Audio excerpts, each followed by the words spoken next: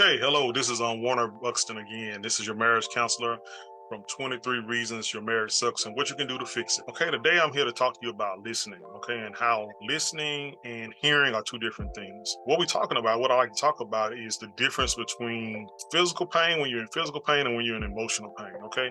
So an example of physical pain, if my spouse came in and is, from the house today from work, and she came in and when she was walking down the hall, she hurt her leg, okay? She hurt her leg, she bumped it on something that was left inside the hallway, and now she's bleeding. She's telling me she hurt. She said, "One, I'm hurt. My leg is bleeding. Can you do something to help me?"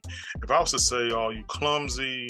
You should have knew better. You're really not in pain. You're faking it. I just can't believe you did that." If it was me, I would have just not even said anything to anybody. You would say that I was cold. I was careless. I didn't care about her. You would just understand why in the world would she be married to me. For example, emotional pain. Now, emotional pain is pretty much the same thing. My wife came in and she said, "Well, I had a hard day at work. I felt this way and that way.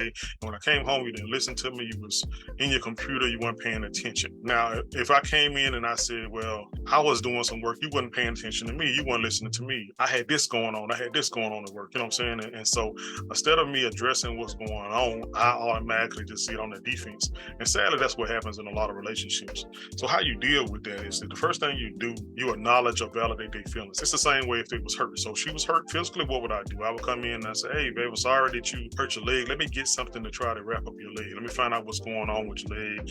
Let me see what that is in the hallway that has caused that pain. And then we'll go ahead and we'll try to fix it and deal with it." So if that happened emotionally, that's what I would do. I would come in and I would say, "Hey, first thing I'm gonna do on my knowledge, I'll say, hey, maybe I'm sorry. I didn't understand that you had a hard day at work. I didn't know. And so tell me about what's going on at work." You know what I'm saying? So we talk about what's going on.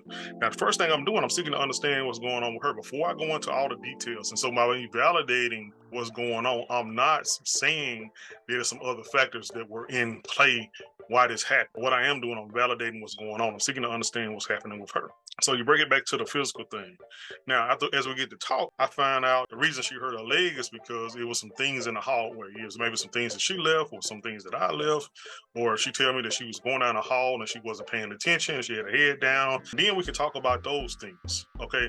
Now, if it's some things that I did, the first thing I do, I immediately apologize. I say, "Hey, I didn't know that I had left out the exercise bike in the hallway, or my shoes in the hallway, you tripped over my shoes." So if it's something I did, I immediately address that thing. Now, if it's something that was done that she did, or something that something could have been done better, then we talk about it.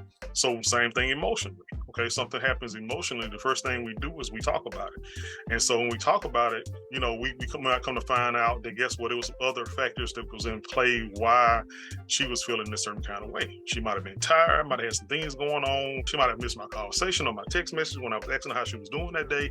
All other kind of reasons could have come in. Instead of going on the defense, the first thing I do, since I care about her, I love her, the first thing I do is I listen to what she's saying. And then I try to understand. And there's some other things, then she might come in and she might apologize. "Well, I didn't know that was going on."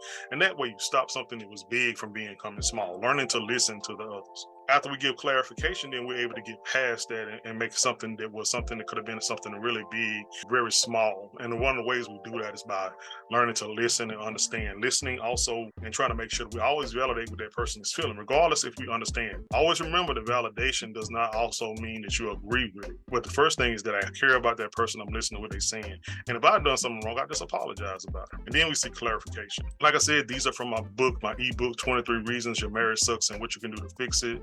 And if you're interested in it, I'm going to have it on Amazon, and I have a link to it in my bio. If you like this, please stay tuned for other videos like this. If you like this, and just click the like button and subscribe. Thank you so much for coming. Thank you.